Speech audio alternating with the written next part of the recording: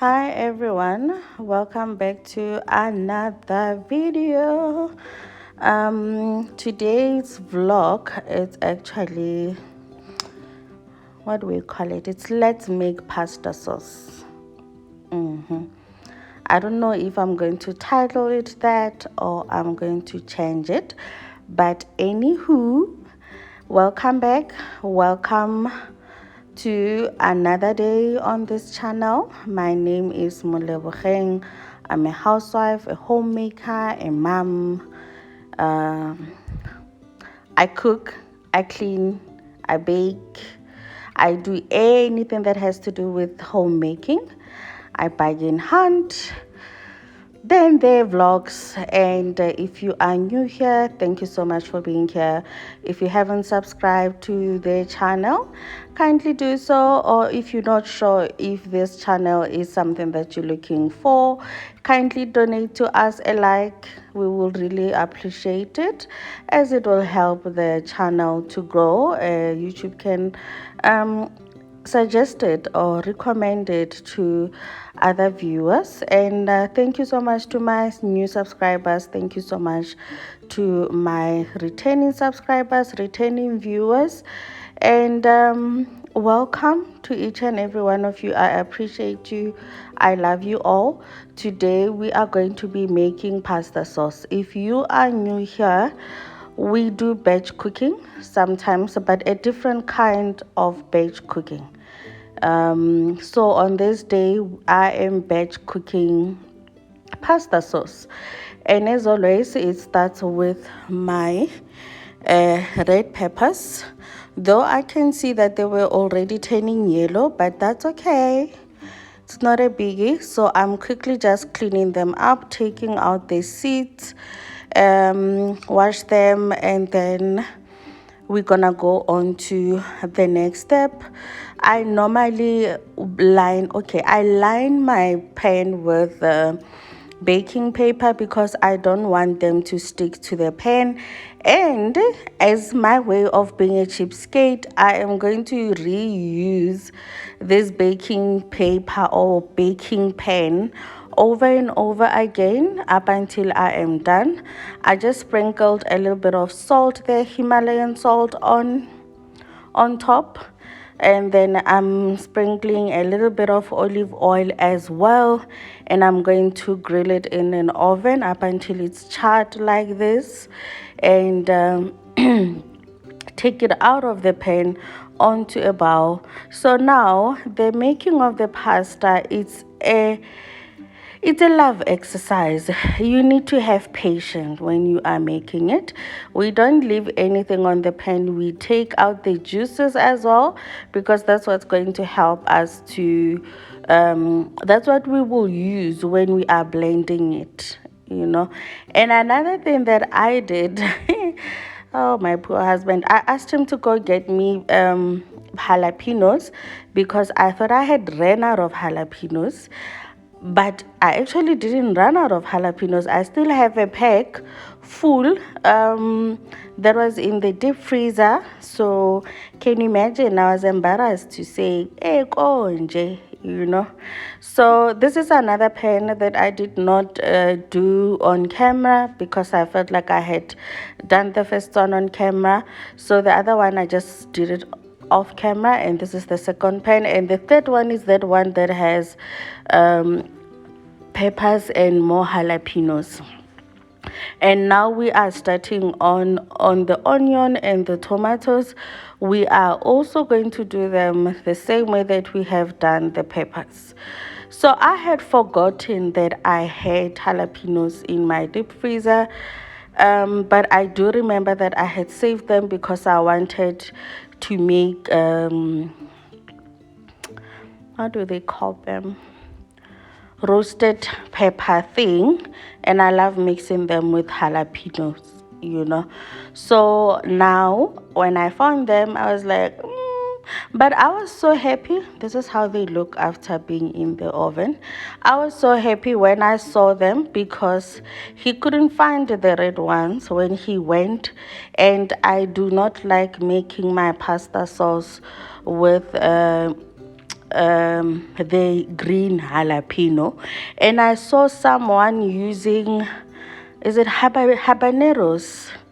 Yeah, habaneros. They were making jollof rice paste, so they were using habaneros, and I thought, maybe that's something that I should do next time when I make. If I can't find the jalapenos. So once you have grilled your peppers and your tomatoes and your onions, let them cool, completely cool. I leave them overnight and then I start the blending.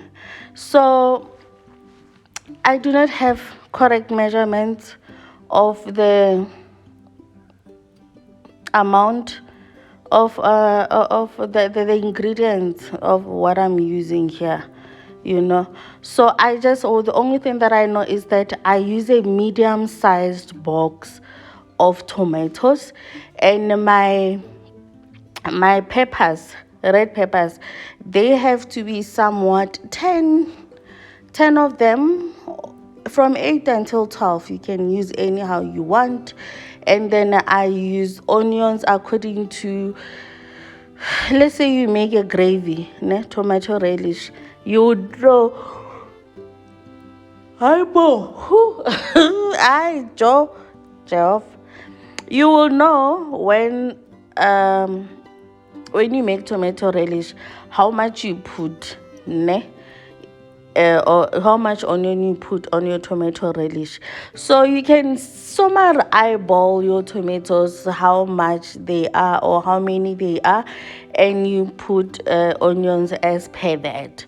The peppers, really, you can put as much as you want, but I wouldn't recommend you putting more than you should, as it will overpower your tomato. After all, this is pasta sauce, and it needs to taste like tomato. And if you've noticed, again, as I'm blending them, I'm not blending them in no particular order, or I'm not saying, oh, I should make sure that every time when I put something in the blender, it must be like a bit of onion, bit of tomatoes or pepper. No, I don't do that. What I do is that I blend everything regardless of what I put in there, and then I put them in one container, one huge container, which is what I'm going to use to mix everything, combine everything, and it becomes one thing. They blend together and become one happy family in that container. That's how I do it. So this is step number 2 after the grilling, which the grilling takes time as well. It takes time because, well, it depends how big your stove is. My stove, for everything to cook the way they're supposed to, I put one pan in at a time. So it was an exercise of the whole afternoon, and then I let it cool. I let it cool on the counter overnight, and then this morning I'm blending everything up, and then we are going to go to the next step when that is done.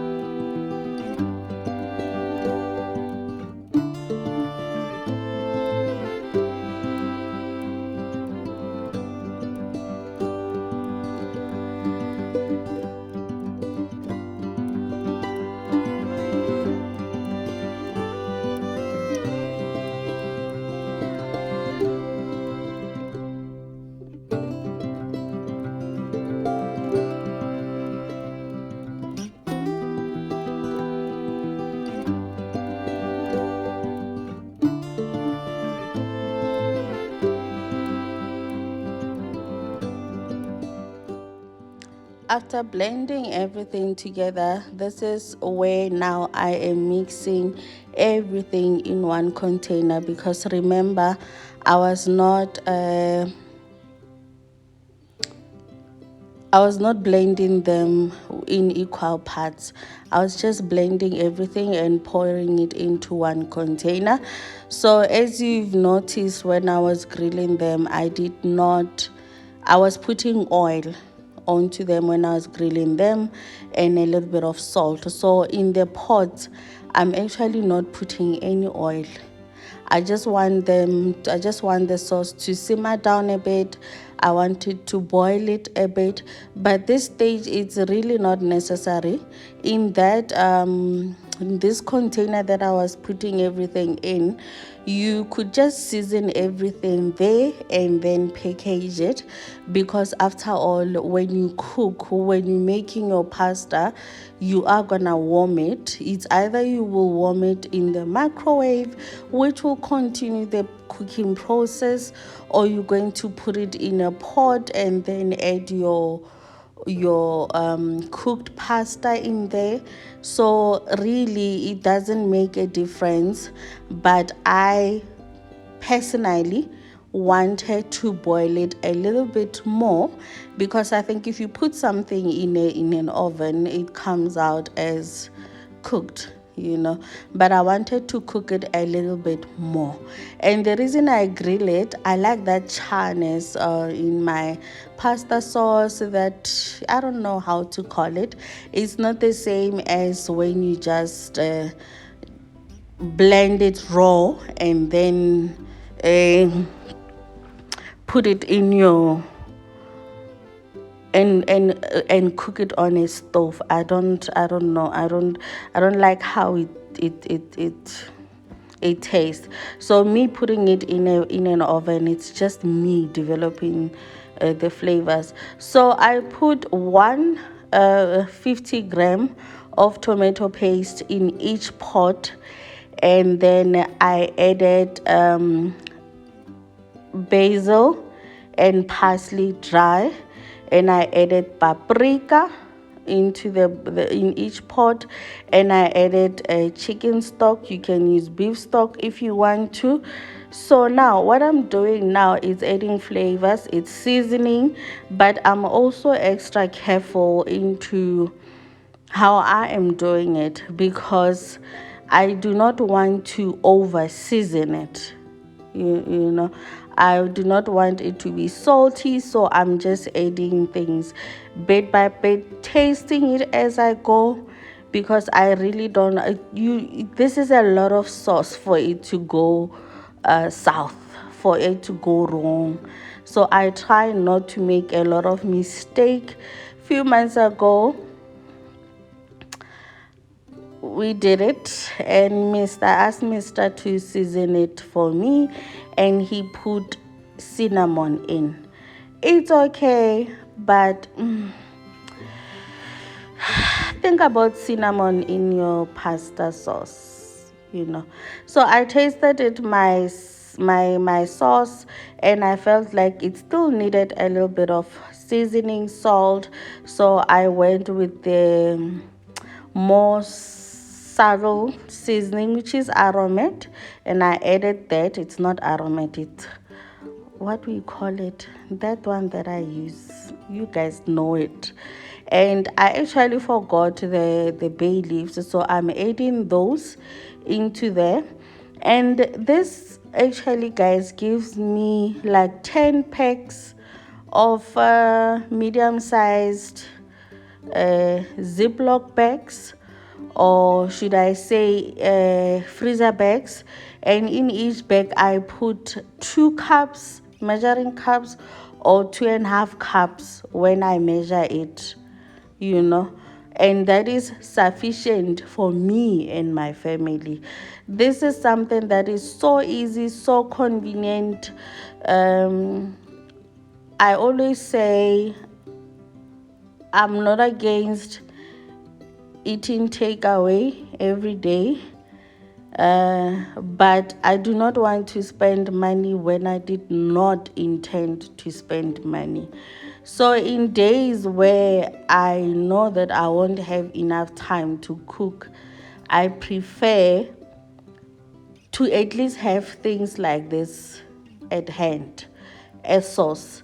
A sauce that I can quickly just make, what do you call? I can quickly just make pasta and add it onto the warm the sauce and add it, and then we have that. If you have a piece of chicken on the side, great. If not, you can still, make something else.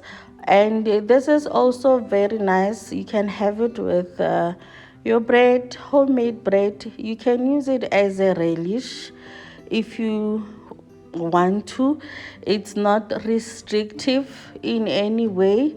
It's basically it's pasta sauce, but it's also a tomato relish. You can utilize it anyhow you want. So for me, I love having things like this at hand. I love having things that are easy, and I want to be intentional with spending money.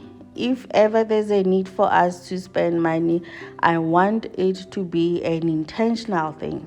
If we want to go out, it needs to be an intentional thing. And I'm not saying we don't go out, but if there's one thing that I have learned over the years, is that you cannot just go to the store to buy one thing and come out with one thing. You end up spending a lot more than you're supposed to. And now, if you say you're going to eat out, the three of us, if you're just sitting and you're not adding any extras and all of that, maybe just having a starter with your main and then drinks and all of that, like 1,002 is gone. And if you go and buy takeout, the one that I'm comfortable with, it's like 300 to 400. So I'm a big woman. I'm big, and yes, I love food, but I'm also so extra careful not to eat out all the time, because those things are not really kind on my body. Because naturally I'm big boned, so I'm always so careful that as much as we love junk, or as much as I eat junk, it should not be something that I run to every single time. At some point, I was not consuming. There was a time when I was not consuming your heavy starches, like your pap, like a lot of things, and it worked out. But guys, I'm not sure if I want to give up my pasta and my rice. The only time that I don't really worry about what I put in my system is if there's no starch in there, and I'm not sure I want to give that up. Ooh, I love my pasta. I love my pasta. So the only way for me to not stress or have worries is actually to have home cooked meal as much as I can, and go out as an indulgence, not something that every single time I'll go and do. But I was starting on dinner. I just chopped my onion, and I chopped green jalapeno, and I'm chopping carrots now. So remember, I said earlier on, I said I had asked my husband to go get me jalapenos at the market. And he did, but he couldn't find the red one. So he came with the green one. And the green one are not really good for the sauce. I was happy when I found out that I actually had red ones. So now the challenge is to use all these jalapenos to preserve them in ways that they will not go off. Yeah. Anyway, I'm done chopping. So now I am frying my beef. I marinated in teriyaki sauce and soy sauce and a little bit of bicarbonate of soda for like 30 minutes, and I fried it. I did not let it turn brown because this is the free range meat or the one that you buy from Obaba Mama, you know that one. That's the type of one. It's not the grain fed, so it's not soft in any way. So the more it's on a mm, the more it's on the rare side or the medium to well cooked, the better. So I fried that up, and then I added my vegetables that I was chopping there, and I added the remaining celery that I had in my fridge, and I proceeded into adding my pasta into my pan or my wok, and I added about 2 cups of the pasta sauce onto my pan. So now you don't have to add the sauce right into there, but I wanted to, and I did. So this is our meal, and this is how it looks. It was absolutely delicious, and that's what I do with my pasta sauce.